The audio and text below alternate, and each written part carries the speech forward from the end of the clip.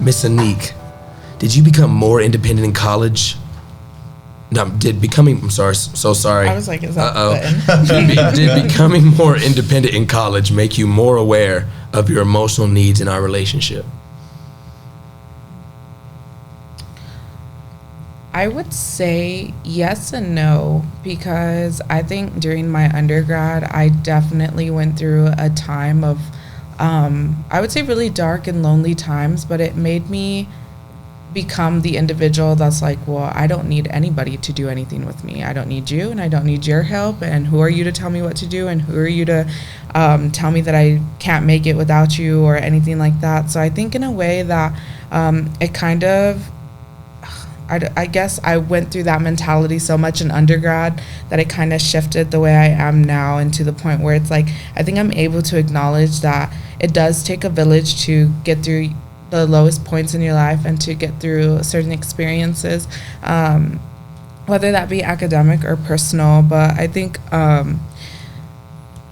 it did make me more aware, because I didn't realize how much of the family issues affected how I am in relationships, or how past friendships affected how I am like now. Like, I mean, now you guys know I basically don't have any friends around here, which is not a bad thing, but I think I became so close with some individuals and so vulnerable, and watched them kind of turn around and use all the things I shared against me, and it made me feel like, well, what is the point? Like, you know, there's no point in me opening up to you all or anything. So now I'm like weary of anyone in this area, because I'm like, well, you probably know this person, and this person probably knows this person.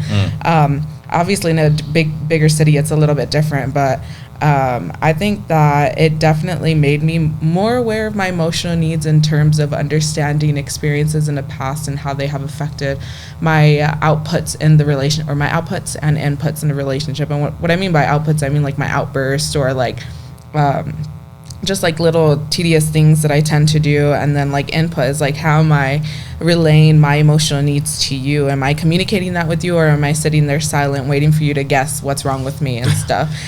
Which I happen to do a lot, if y'all didn't know, by the way. I'm pretty good at it, that's all I'm going to say. No. Pat myself in the back. Yeah. But I definitely think, and it's weird because like at bigger universities, like, and this is, we love So Ross, Brandon Lobos or whatever, but like So Ross has a different way of bringing out different sides of people respectfully, because it's such a small university, you can't really tell anybody anything, and you tell one person one thing, and then you like come back to school and everybody's asking you questions that you shared with one person, and you're like, how did this even happen? So I think maybe if it was at a bigger university, I would have maybe been more aware, but I think at So Ross it did take me a while for me to understand my own emotional needs, especially being, you know, when you come out to college, you're 18, 19, you're still, to me, a kid and stuff. I consider myself, I'm a 4-year-old kid, I'm a 4-year-old adult, I'm 24, 4-year-old adult. I have not that great life experience and stuff, but I think being more aware, I think being with you has made me more aware, to be honest. I don't think there are a lot of things that we've been through, and Christian has had his fair share of being there with us to see what we've been through and stuff, but I would say like the people I met in college helped me become more aware, not college itself. They're focused more on the academia part, not the go talk to a counselor and feel better. I think you're exactly right, and thank you for sharing. And correct me if I'm wrong, but nobody talks about the betrayal that you're going to experience in college. Nobody talks about like, you know, in high school you've got the, you know, good time friends, and then you know they go away, and you kind of know, you're like, all right, this might not stick after college. But what's hard is when you get into college and you put yourself out there, and you've built this deep, you know, meaningful relationship to you, and then you are betrayed by your best friend. And we don't talk about how that can impact our attachment styles then, and how the betrayal from not only our romantic partners, our family, but also our friends can really, I think, impact how we show attachments with our other friends, incoming or relationship partners. And so, I mean, and I know my first year of college, like I did my first year online, and I was completely alone. I had to have another hip surgery, and so I just couldn't do it. And when I first got here, I felt extremely alone. And I felt like, man, there's nobody on my side, and everybody just wants to party. And we didn't share any common values, and it did take a while for me to develop some great friends, and and a great partner, and it is a process. But a piece of advice for the viewers, anybody listening, is don't stop trying. Don't, the only true failure is when you give up on yourself completely. And we're going to get knocked down in this world, whether it's by our family, our friends, or our loved ones.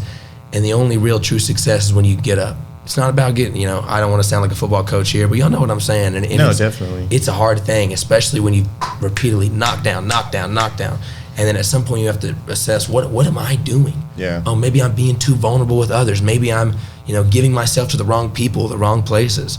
And so I think that's something we've all had our own experiences with in a way. Well, just to tag team off of that, it's just kind of like, I just recently moved back, right, in January. And so, like, the only relationships that I had back home were basically my mom, who I was living with, and then, Christian or Mike or you would call me every now and then. And I'm like, other than that, I'm at home and I'm cleaning pools. When I'm not at home, I'm cleaning pools. When I'm not cleaning pools, I'm at home. Yeah. I didn't have anywhere else to go to. I didn't have anybody else to talk to. So it was like coming back here, being around, a good, strong group of people, like keep me grounded type. I was literally kind of like super depressed being up there, and I was just being alone. So like coming back home, I recognize Alpine is home. Yeah. Coming back home, it just kind of like, it definitely helped me realize that there's more out there. You know what I mean? But to quote Joe Dierte, home is where you make it. Yeah, life's a garden, dig it. I love that. Oh man, no, I think you're exactly right, and home is where your heart is, and my heart is right here with y'all. When I move off, it is going to be hard because I'm going to have to find a new home, and the people that you surround yourself with that really love you for who you are, and through your mistakes, your joys, your bads, whatever, that's really where your real home is. So I'm honored to say that you feel like your home is here, and and I feel the same way. If I went back home to my folks, I would really have no one. It would be just me. I could be at my brother's house tomorrow and still feel out of place and uncomfortable. And so I really resonate with that feeling. We're gonna have to move it on. We got a little bit of time left. We're gonna keep it going though. We're gonna have fun. Nobody's gonna kick us out, right? Awesome. Cool. How has your experience in college revealed, Christian, how has your experience in college revealed your strengths or struggles in forming emotional closeness?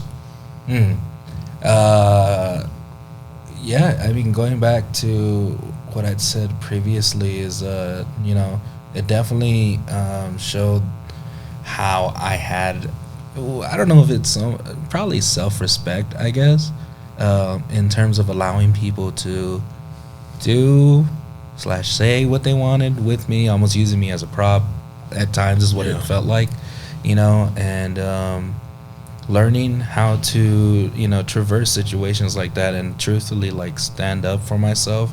And standing up doesn't have to be, I'm going to put you in the face, you know what I mean? Right. It doesn't have to be that. Standing up for myself and be like, hey, that didn't feel right. That's not cool. You're pissing me off. It doesn't have to be these big gestures, right? It literally could just be like, hey, I don't feel comfortable doing that. Let's never do that again, Yeah. As far as strengths, I'm a young man. I'm learning. I'm growing every day. I guess it showed that. Okay, yes, this is one for sure. It showed that I am grateful for the way I was brought up and the life experiences I had growing up, because it showed me that a lot of people are not emotionally intelligent. EI or EQ or whatever they call it now, but empathy is so important in a society. And I feel like, at least from my personal experience, there's a lot of people who seem to just absolutely lack that. And I'm grateful to be given the gift of being as empathetic as I am. No, man, I completely agree. I mean, Christian was really one of my real first close friends. I mean, before I was close to the two of y'all, it was just me and Chris. Like, I don't know how many nights we stayed up till 3 a.m. doing homework and talking about life and existence and trying to become rappers. And then realizing the next night we should stop trying to become rappers. And then we're like, you know what? We'll start a podcast of our own, or whatever we wanted to do, and man. Now here we are. And now here we are. No, but in reality, it takes vulnerability, and it takes a piece of putting yourself out there, and maybe even doing it more times than not, you know, to really develop the true friendships that we have. We're gonna move on. I'm kind of tired of the we're just gonna go to the open conversation section, if that's okay with y'all, because honestly, I think we have better responses. We can all bounce off each other. I appreciate how honest and thoughtful all of your answers have been. I mean, don't get me wrong. I could not have picked a better crew that could be more vulnerable and loving with their responses than the three of y'all. I'd love to bring us together for more open conversation, something more free-flowing that we can bounce off each other and build on what's already shared. So this is a question for the group. Whoever wants to take it, let's take it, and let's, respond accordingly. So do you think that college acts like a mirror that shows us how secure or insecure we are in relationships? No. Why not? I don't think so, because I feel like in college, everybody lives a double life, obviously. You live your academia side, and you can be 100%. You can be a straight A student. You can be the best student. You can be in all these things. But then, like, outside, you can be really secure in that aspect of you. When I was an undergrad, I was involved in everything, and when I mean everything, I mean committees and clubs and groups and different administration, working with the administration. And then, but outside of that, I really didn't know who I was outside of that, because I poured so much into that. And it caused me to kind of live it felt like a double life, because everybody would see this one version of me, and everybody would be like, wow, Anik, you're so great, you're this, you're that, you're so outgoing. And then I'd go home and I'd be like, oh, is that really what I am? Or what? I really didn't give myself any personal time to understand. I feel like nowadays it's all about what you kind of put on the forefront. What do you look like? What do you act like? What do you sound like? What do you? They're using all these new slangs, and it's just you really don't need to be using the slang. It's. Are you wearing Yeezys? Yeah. Are you not wearing the Yeezys? Are you crashing out? Yeah. Where's your Gucci belt? I'm so sorry. And I think in some ways that now I feel like it nowadays it kind of just doesn't. I don't know, maybe, and I, again, love So Ross, Brandon, but I think it was really just a So Ross experience that really tainted how I kind of saw myself in and outside of school. And I don't think that it showed me that I was secure. It made me feel secure in academia, but then on my personal friendships and external relationships, I really was well, I really don't know what I'm doing. I feel like I was kind of the reverse. Really? Yeah, outside that's and good. In a social setting, I was bing, bang, boom, bouncing off of people and having good conversations. And then I'd get in class and it'd be like a I don't know, like a orphan boy who's like, why am I here? What am I doing? You know what I mean? I felt like I wasn't supposed to be there. Just because I guess in my own head I felt stupid, especially in my non-theater classes. I think I took remedial math for 5 semesters. It finally took my mom being like, do you want a car? Pass this class. To finally kind of be like, okay, let me add to the discussion and do the math and stuff and the homework. But outside of that, I was in rehearsals. It'd be like, oh, JB's here, and I'm like, hey, having a good time. So I can see how you were flipping both sides. Yeah, That's so interesting, because for me it was positive, right? Well, okay, hold on. A double positive. Must be that's nice. a negative. No. So exactly, right? Yeah. So I would do as much as, or do the best that I could in the classes until my sophomore year, right? But I was trying to be oh yeah, boom, boom, boom, star, right? Yeah. And then I would portray that in my private life as well. I kept making funnies and being the funny guy, until sophomore year, junior year, somewhere in there. until like it just all came to a head and I couldn't anymore. Because like it'd be like star during school, star in private, in front of people. But then when I was alone, right, it was like, oh my God, like everything, all the thoughts that I had throughout the day and everything would just amount to the 2 hours that I laid in bed staring at the ceiling. You know what I mean? Yeah. And so like I kept it up for as much as I could until finally it all came to a head after a specific show, right?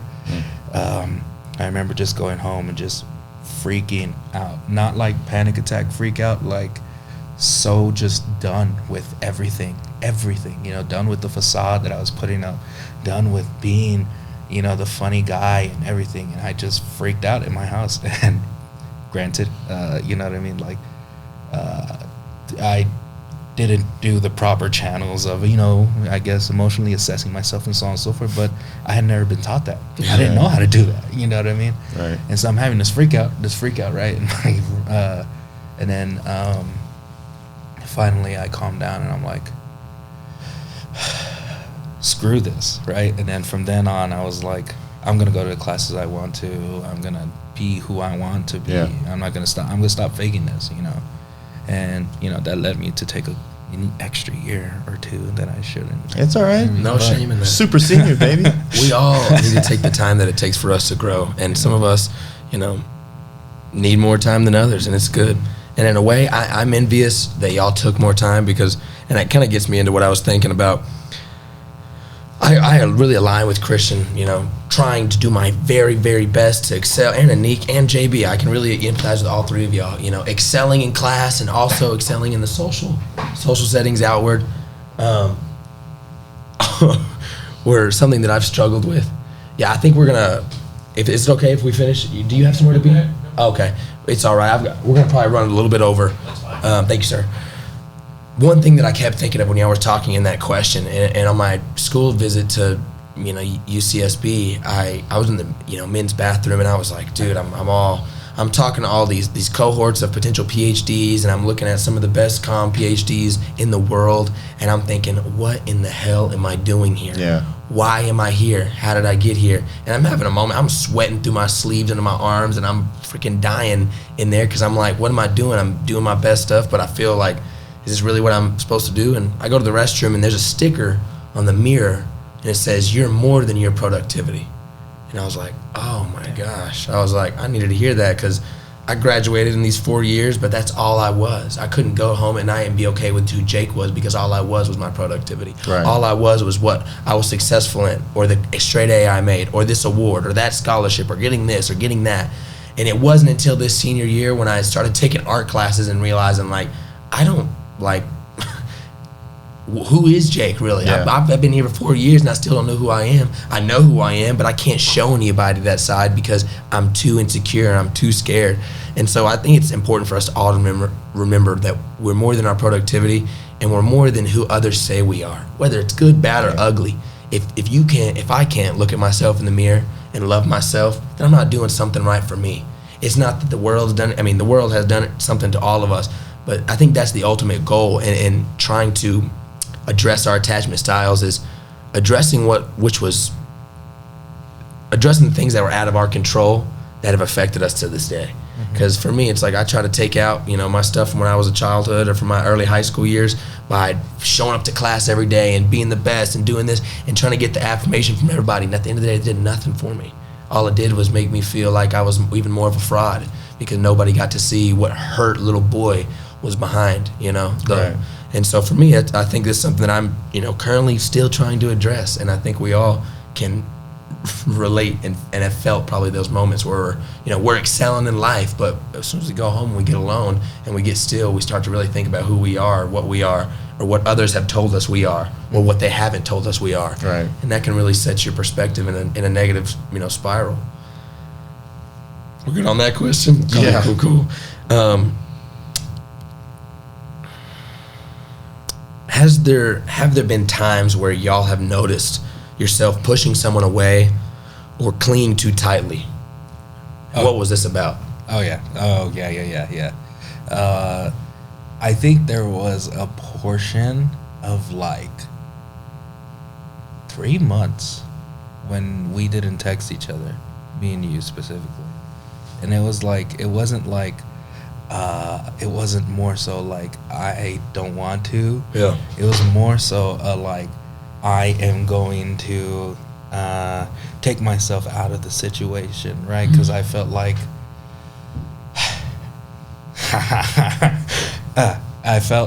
I wasn't at that time in the right headspace to be worthy enough to be your friend or anyone's friend. You know what I mean? I felt so down on myself that I was disgusted with myself. So I then flipped that into, if I'm disgusted by myself, of course, the people I care about are obviously going to be disgusted by myself. You know what I mean? And, totally, like, basically just went entirely ghost, stopped reaching out to people, stopped texting people, like, to the T, you know what I mean? You're just super isolation bear. Exactly. Totally isolated myself, and that was bad. That was bad, upon, obviously, reflection after, like, you know what I mean? I'm glad that we reconvened. Yeah. I'm glad that, we then after that started seeing each other regularly, because that was a bad time. It was a bad time. I feel like a horrible friend because I can't recall the months that you were talking about, but I can say that, man, in the last, especially my junior year, when I was SGA president and I was in this and I was in that, man, that was the year that I was my worst self, not only to the people that I loved the most, but to myself. I put all my eggs in this one basket, and that basket still didn't give a flip about me. Nobody cared. The administration didn't care. The students didn't care. Everybody was doing their thing, even though I was breaking my back and, working every late night and doing everything I could. I was working in the wrong areas, I think. And in a lot of ways, my productivity blindsided my potential to grow in my relationships. I mean, even with Anik, that was the year that we first started dating. And I know that I was not as emotionally available. And if I was, it was just stress and anxiety. And so I'm sure if I was distant in her and I's relationship, that I know that I was distant in our relationship. And a lot of that's just because I had my priorities messed up. I didn't think about my social life and the needs to still be Jake and to still reach out to my friends. And that's something I'm still, learning how to grow with. But back to the question, man, I think love bombing is a real thing. And I think in the past, it can be really hard to not love bomb when you feel like you've neglected others, and then when you see them, give them so much attention or try to take them out or do this and overcompensate for how you've mistreated them or, ignored them in a ways. And that's something that I have to be aware of, Does anybody else want to answer that question? I just have a relationship with somebody. It's a family thing. Yeah. So I've been the one pushing them away, just because the love bombing thing. Yeah. They always want to preach at me and tell me what I should be doing, what I need to be doing, and it's not out of malice at all. They love me with all their heart, but it's one of those things where I'm like, hey, you're doing a lot. You're doing too much, and I don't know how to deal with that. So, like, I don't call as much as I should. I don't, text as much as I should. But, like, I still love that person. I just can't be around that person. You know what I mean? I do know what you mean, and correct me if I'm wrong, but sometimes you feel like a puppy dog. Well, what does a puppy dog do? It's like, let's hear. This is getting a little philosophical, but there's a difference between dogs and cats, all right? They're just as intelligent as each other, but a dog is just dumb enough to need. I think of dogs as an anxious attachment, and cats are an avoidant attachment. Cats are like, I don't need you. Thanks for the kibble. Yeah. But I really don't need you, bro. Thanks for the pets, but a dog's like, give me some love, give me some love, give me some love. And it's hard when our family members put us in one of those categories. Yeah. And one thing I've realized recently, the person that and I'm sure without being too disclosive, I'm sure all of us can resonate with this feeling. Our dad, my dad, my biological father was not in my life, but my stepdad, I wanted his love. I wanted his approval from, the time he came into my life till even today. And it was always like an audition. I was always auditioning, doing a song and dance for my dad's love. Let me show you this. How can I please you in this way? How can I make you laugh like this or smile like that? And I've noticed, more recently within the last couple months, I went almost 2 years, or I went a full year without seeing him at all or talking to him. Didn't want to text him because I realized how he used love like I was a lapdog. Mm-hmm. Come here, boy. Come here. Give me a hug, whatever. And then get the hell off me. You're annoying me and whatever now. Yeah. Treating me like a dog in a ways. And this is not a slight against my dad. And more so it's a realization for myself is I don't want to be anybody's lapdog. Right. And, Anik saw it. We saw each other for the first time in like a year and a half or 2 years. I saw my dad and my mom, my brother, and my sister together. And we hadn't all been in the same room together in 4 to 5 years. And I saw, in hindsight reflecting how I craved so bad my dad's attention, and I'm trying to make him laugh, and I'm, having private conversations, and the dude really couldn't give me even the time of day to answer me honestly. He's over there playing his guitar and being Mr. John Mayer over there like, some, 50-year-old with a midlife crisis. And if he watches this right now, I think it's fair to say, and if you don't like it, it's because it's probably true. And I realized I don't want to be anybody's lapdog. Yeah. And if I want to be anybody's lapdog, it's going to be that lady's right there, because she loves me in the way that it is healthy, in the way I'm supposed to be loved. And she doesn't treat me like a lapdog. She treats me like a person with feelings and emotions, whether they're good, bad, or indifferent. She hears me out. And it's really through her love that has shown me, and through the love of my best friends that have shown me I'm nobody's lapdog. And I don't have to jump when somebody says jump. And if they bring out a bag of treats, I don't have to run over. Yeah. And I don't want that of myself. And so a lot of it had, to do with me taking control of my own life, my own, neediness for love and attention. And maybe y'all have felt that, maybe y'all haven't. But that's something I've been really, thinking about. And I've seen it with a lot of young folks. And it's okay to love your parents. I support everybody. I hope everybody has great relationships with their parents. But I know there's a huge number of students that are struggling with these same things. Yeah. And that's the only reason why we're having this conversation and why we're all being vulnerable here is hopefully in hopes to help somebody else see, oh, shoot, I'm not alone in this. And I'm not, insert your own negative word to yourself by sharing these, feelings and thoughts. Yeah. Next question. No, all right. Do y'all believe that, I know I said earlier that attachment styles aren't permanent, but do y'all believe they are more permanent, or do they evolve with experience? Evolve. Definitely evolve with experience. So I personally am, at least I believe I'm disorganized, right? Yeah. I'm a disorganized attachment style just because it's so funny. It's so funny too, like being both, because you're like, no, I need you to tell me that you care about me, but also I can't tell you how much I care about you. It's like, why, dude? Why? But through having the group that we have, through having that support system, and the actual reassurance throughout the years, it's gotten a lot more secure. I don't need that reassurance of, my friends do actually care about me, because they've proven time and time again, and they will continue to, that they are caring about me, that they do care about me, and they love me, and they really do mean that, And so through that, I have gotten a lot more secure in that specific aspect. I don't need that constant reassurance as much anymore. And it's actually bled over into my romantic life as well. I don't need a person to constantly tell me, hey, I love you, I love you, I love you anymore as before, compared to before when I did need that. Is it nice? Yeah, of course it's nice. You know what I mean? But I don't need it every 5 minutes. Yeah. You know what I mean? I don't need somebody to say that over and over and over again anymore, thankfully, because I'm a lot more secure in myself, as a part,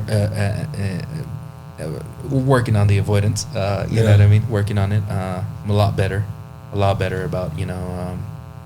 being able to free myself. But it's a work in progress, and it always is for the rest of my life. It probably will be a work in progress, which is okay, because, you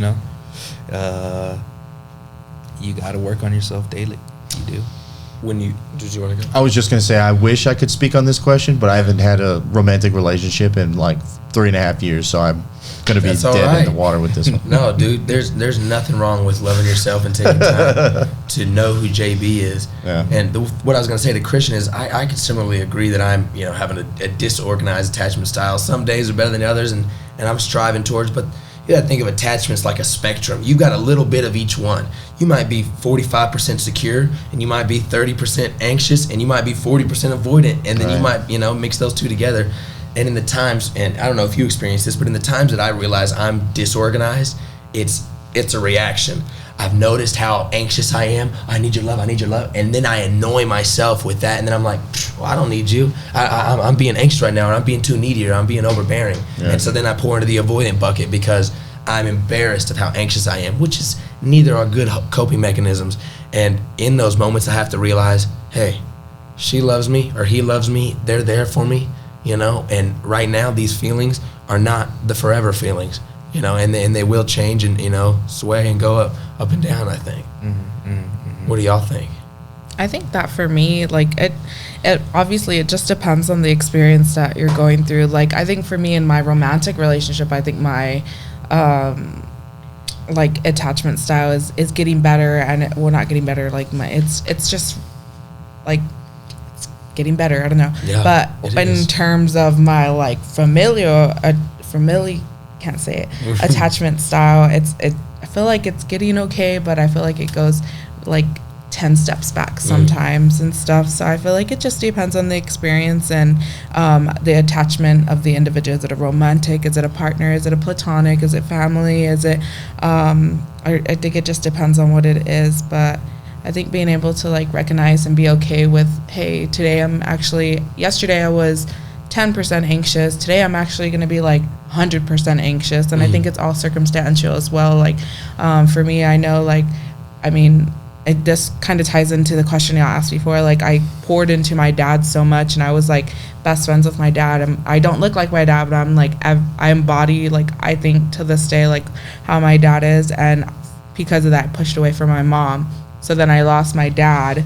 And then I tried to get that relationship back with my mom, and now it's like, she's in her own world. And so now that relationship is kind of diminished, and it's basically non-existent to me. So now I focus my attention like more on my romantic relationship. And I think it evolves, but sadly, I think it can either get worse, and like it can do, like, now like in my relationship, I'm more secure than I would be before and stuff. But now in my parents, like, I'm just like, well, like, it's not going to get better, or it feels like it's not going to get better or whatever. So now I feel like I'm worse on in that end. So I think just being able to acknowledge, like, just because you're not doing good in this type of relationship doesn't mean you're not doing good in this one. And I feel like it's hard because they both go hand in hand. I mean, we're talking about how your familiar experiences shape it, how you are in your romantic, and if, like, things are changing all the time. And I think it's just not to beat yourself up, and just to be okay with good days and bad days, and acknowledge the bad days, and give yourself praise for when you have good days. Because it's really easy to, like,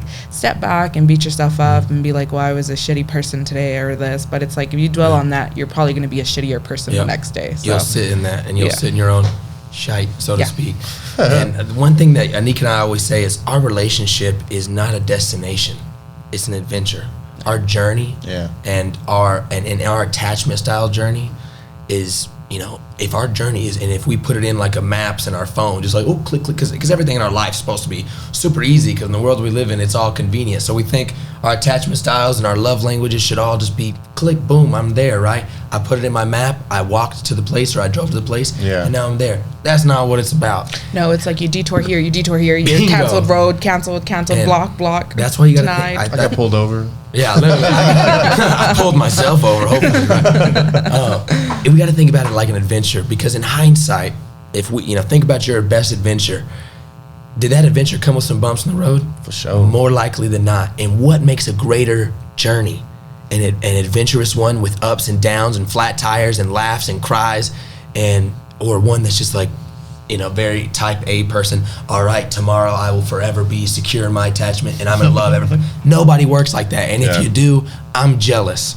And so we have to think about our lives as an adventure and take the good with the bad and learn from it, and even in our romantic and friendships and such. And so it's important for us all to see ourselves as adventurers in this world, and that doesn't mean that we're going to be perfect all the time and it's always going to be easy. It means it's going to be a damn hard, long road, but at the end of that, that's where you get that sweet spot. And in those moments where we look back and we even right now we can say like, wow, like look how much we've overcome. Like we're a bunch of young goofballs and we're over here having a great conversation. You're hyping me up right now, to be honest. I'm ready to run through a wall for you right now. You should, dude. I'm serious. Nice.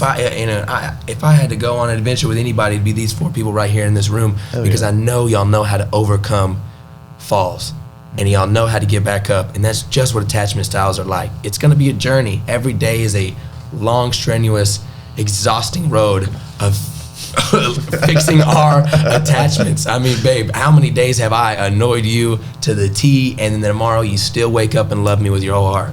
This morning, when you annoyed me for waking me up. No, literally. And I'm playing hype music early in the morning. I'm like, roll out of bed, and I'm just like, looking at me. I'm not sleeping. But and she then I'm knows like, I need okay. that. Yeah. And she knows, like, and I try to be courteous as I can. And I've got my own pet peeves. Hers is like when she opens the door for the cats and it's all bright and shiny, and I'm like that. But that's her way of helping me. We've got all of our own journey, and these are all like personal experiences, but man, it's good. And this right here is a time capsule. Like that, hopefully, by God's grace, we'll be able to still have access to the internet in 50 years, and we're not gonna have like World War III or something like that, and we're all like living like roaches or something like that in the Fallout world. Hopefully, we'll be able to like look at this podcast and be like, oh my God, look how much we've grown. How amazing, At least that's how I feel. Let's get to the last question, and then I've got 2 more questions. Let's try to make this one pretty quick, unless we want to go long. I don't care. I could be here all day. Bobby's like, I know. Sorry, Bobby. Bobby's like, I can. He's like, I've got to go. Do you have anywhere to be? No, it's a podcast. Bobby, thank you so much. Shouts out to Bobby. He's like, but the cutoff is at 5. No, seriously. I get paid by the hour. What does it take to truly feel emotionally safe with somebody? And I'm going to start with you, man. Put you on the hot seat. What does it take for you to feel truly emotionally safe with someone? I think for me to feel truly emotionally safe with someone is for someone not to, and this is not just at you, like this with my mom or but not to, I guess make me feel like I don't, like not make me feel, I'm trying to find the words. Right. I'm like, I shouldn't have put you on the hot seat. I'm sorry. I know you shouldn't have. Do you want somebody to go next? No, it's okay. Right. I think would just be for someone to understand that I cannot be perfect and that I am I'd like to say that I'm a person who I usually sometimes I feel like I don't know what type of day I'm going to have, and I need that person to be okay with that, because I cannot guarantee you I'm going to be happy the whole day. There might be days where I remember something and I struggle with hyperfixation and with certain things. There will be times where we could be driving in a car, like when we were coming back from Santa Barbara and we were going to Arizona, and it was late. We had just gotten to Taco Bell. We're in the middle of the desert somewhere. Literally. And I started crying because I'm like, oh, how I wish I could have shown my dad all these pictures. And I'd like to say that happens on a daily occurrence, and sometimes I don't share them, but I just need somebody to be okay with hey, she can't be her best all the time. And I think you would definitely allow me to feel that.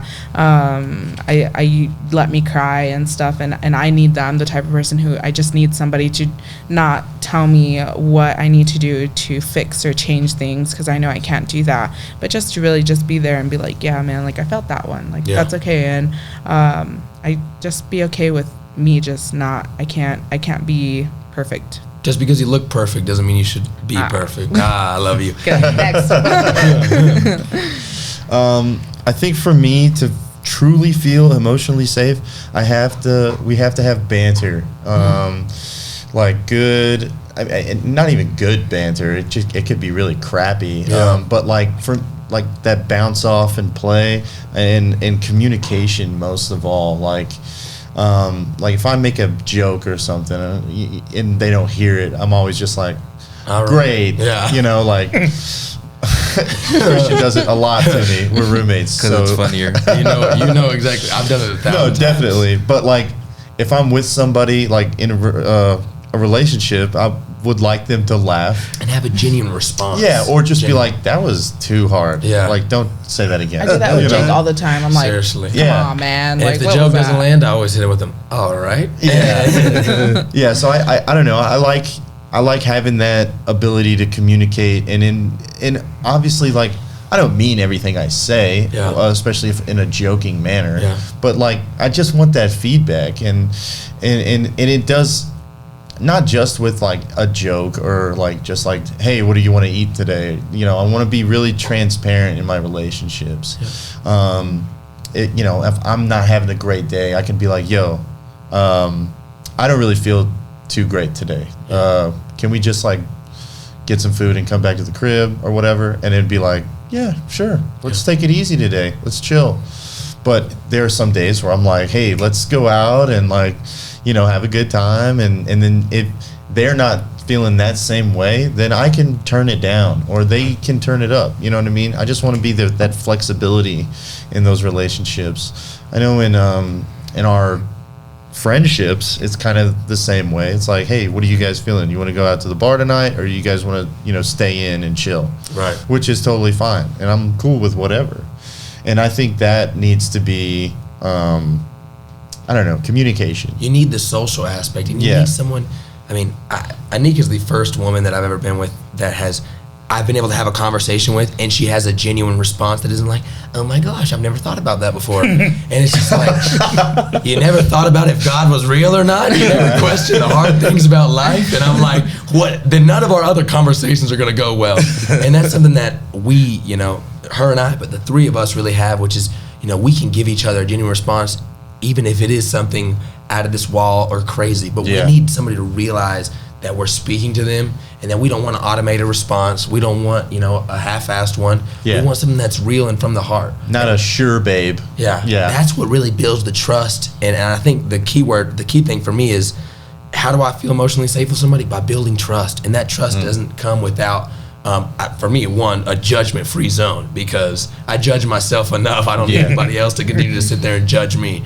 But in a positive way. Is there constructive feedback and criticism that is necessary in all of our relationships? Yes. And we have to be available for that as well.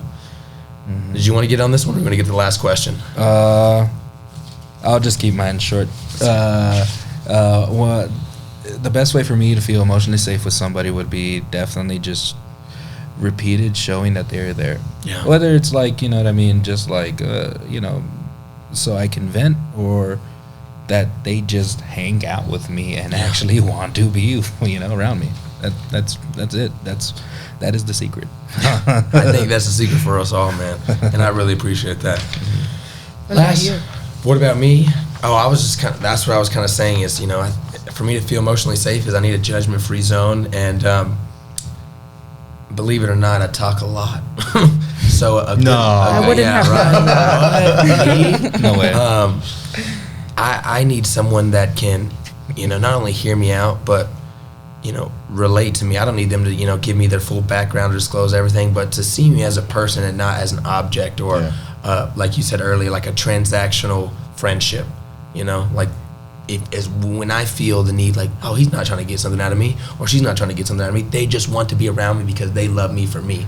That's when I really feel most emotionally safe, and I can just be who Jake loves. Yeah. The last question, if you could give one piece of advice to someone starting college and struggling with relationships, what would it be? Ooh, it's a deep one. Okay. It's a deep one. Okay. I guess Christian's first. Yeah, he knows. He's ready. If I can give somebody advice, if you're struggling with relationships, whether it be familiar or whether it be platonic or romantic, first and foremost, take a look inward. Take a look at yourself. Do you love yourself? Do you care about yourself? Are you able to sit in solace and be okay? And if not, that's okay too. Recognize that and take proper steps to address that, whether that be through counseling, whether that be through, therapy. I am in the firm boat that everybody in this world needs therapy, even if your life is going absolutely great, because we all have things we can share, we all have things we can talk about, we all have things we have to get off of our chest, you know what I mean? And with that being said, we have all in our private lives have said it so many times, you cannot love somebody until you really truthfully love yourself and are okay with yourself. Now, you can care about people and stuff like that, but you have to, at the end of the day, be okay with yourself, you know what I mean? Because you would be doing a disservice to that other person without, you know what I mean, caring about yourself, even in the slightest, So look inward, Yeah. Oh man, starting college and struggling with relationships. That's a tough one. I would definitely say I know it's hard to say, it's easier said than done than to go out and meet different people, right? I struggle with it. I'm always kind of tunnel vision, especially if I go into a new class and I'm like, oh God, there's so many different people here. I'm just going to look at my paper and not, look at the professor and not look at anybody else. But even just going out and being like, hey, how's it going? This is the class or that question was weird or something. Just starting to build something is really fun and exciting. It's a little scary. I still have struggled with that today. But put yourself out there. I mean, I was an introverted person before and when I started college. Now I'm a little bit extroverted, but it takes a little bit for me to get out of this shell. So being able to be yourself around whoever and what they like it or not, then you're speaking your truth. So I would definitely say that just be yourself. I guess is the root of that whole ramble. No, I that's kind of what I was thinking. Let me hear Anik before I chime in. I think for mine it would be just be choosy and be careful on who you share pieces of yourself with. And not just physically physically be choosy in college. You're coming to college, it's probably your first time away from home. Please be careful. Wear protection, kids. Get tested regularly. Seriously. But also just who you allow to fill your cup when your cup is empty. Because I don't know, that's all I really can say, because whoever is filling up your cup, you're going to absorb some of that. If they're filling it up negatively, if they're not being what you need to be, just because they're offering you comfort in the meantime, does not mean they're the best person for you. You can't get that back. And you can't get pieces of yourself back once it's been given. And you take a piece of everyone that you share with, whether that's you're sharing art with, you're sharing time with, you're sharing conversation with. You will now have that piece of them to carry with you, and it'll stay with you. So I think just being choosy who you decide to empty your cup with and who you decide to have fill your cup. I couldn't have said it more beautifully. If I give one piece of advice to someone starting college, forewarning, it's not going to be one piece of advice. This is going to be a monologue. If I was gonna go back and tell myself, if I had a time machine and I could go back and tell little Jake, hey man, I would say you deserve to love yourself, and you deserve love, and you don't have to put your worth in anyone else's pocket besides your own. And what is love and what is loving yourself? My definition of love, if I say, Christian, I love you, Anik, I love you, JB, I love you, what that means is I'm putting your needs before my wants. And if you say you love me, you're going to put my needs before my wants. What does that mean? What, you don't love me? You didn't buy me my Birkin bag or my Coach bag or whatever? You're like, that's not love, that's a want. Yeah. But if I say, hey man, JB, I love you, and he's like, well, if you love me, then I need you not to curse at me. I need you not to yell at me. Yeah. I need you not to shame me when I'm being vulnerable and disclosive with my partner or my friends. It took me a while to realize what love is. And for me, love is an active duty and a job. You know, when you say you love somebody, you are signing up for a extensive lifetime of work and effort. But that's the beauty in love, because when you have that mutual connection, you have an inseparable bond. When you have two people that really genuinely love each other, when you're both putting each other's needs before you want. I may want to go take a nap, and Anika's, you know, going through a hard time. She needs me to be there for her. So my wants are temporary. And that's what I think true love is. And so when I say love yourself because no one's going to love you like you. And we've heard that before. And what does that really mean? It's like you're going to be the only one that can ever really address your needs. And nobody, if that's the case, is going, you know, you can't always expect somebody to be perfect with that love. And so only you really know your needs, and it's your job to communicate that. And another thing that I would tell college students, is be single. I mean, I love being in a relationship now. No, stop. That's not what I meant. I love our relationship now, and I would not go back on my commitment with Anik. But I spent my first 2 years of college before I met the true love of my life, you know, playing guessing games with people that I knew weren't going to be lifelong partners. I knew from the first minute that I ever met Anik, that we had a conversation, that I wanted to spend the rest of my life with her. Yeah. And if you don't know that, and if you don't feel that up front, and if you're just doing it for sex or physical attraction or boredom, because you're lonely, then stop, because all you're doing is disservice to yourself. Because every time you have a partner like that, and your future partner, you're exactly right. And you give. My dad used to say it like this. He did a lot of great things, and this is one of the good things that he did say, along with the other things. But he said, with every sexual partner that you have, especially a romantic, you know, physical sexual partner, you know, you give a piece of your soul to them that you never get back. And when I was 15, 14, however old, I had no idea what that was like. Wow, my soul. I was like, oh, okay, Dad. And I was like, you know, whatever. But man, it took me some, you know, long roads and hard mistakes to realize there's pieces of myself out there that I'll never get back.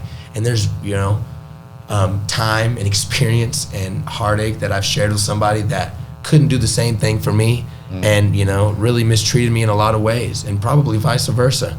And so my relationship is not stay single forever and don't find the one that really loves you, or not to go date or do that, but it's to figure out who you are first and what your needs are before you start trying out other partners. People are not clothes. We are not Gucci belts. We're not Ferraris. We're not cars. We're not something to show off to your friends or on social media. And I think for me, that's a big part of attachment, and how we, you know, show that with others. I think that's good advice for anybody. I think so. Not just people who started college. I like to think so, but what the hell do I know? You know, I'm just some jerk sitting in a chair. I didn't even introduce myself at the beginning. I realized that midway through. Hey guys, I'm Jake Spurlock. Welcome to this podcast. Let's get these closing. Does anybody have any questions or anything they'd like to say? Oh man, thanks. No, thank y'all. Let me get into this another little finishing monologue. Thank you all for being so open and real with your answers. I think this conversation is valuable, and it's not just because of the theory. It's seeing that this theory plays out in a real, messy, growing relationships, whether they're romantic or platonic. But we carry all these stories about connection that shape who we are and how we love. And each one of the people watching this are going to have stories very similar, if not the same, you know, with their own twists and experiences, or, you know, more extraneous in another way. And if you're listening and you recognize your parts of yourself in this conversation, and maybe you see where you're secure, where you're struggling to let people in, that's okay. That's awareness. And awareness is the first step towards change, healing, and building stronger relationships. Remember, attachment styles aren't a life sentence. They're a starting point. And we've heard today, with the right people and the right conversation, growth is not only possible, it's personal. Thank you so much for tuning in to Attached in College. Until next time, take care of yourselves and take care of your people. Yeah. Bye-bye.